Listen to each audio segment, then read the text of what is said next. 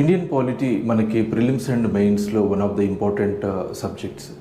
Polity complete చేయడానికి best approach ఏంటి అంటే, ముందు యూనియన్ రిలేటెడ్ టాపిక్స్ కంప్లీట్ చేయండి, అంటే president, council of ministers, parliament ఇలా. Then state and union territories చదవండి. ఆ తర్వాత జ్యుడిషియరీని సపరేట్గా చదవండి.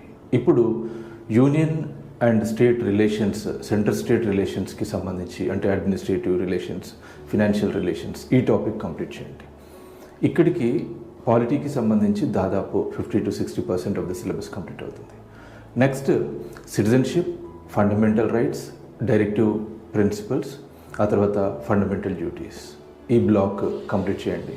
దీంతో 90% ఆఫ్ ద సిలబస్ కంప్లీట్ అవుతుంది.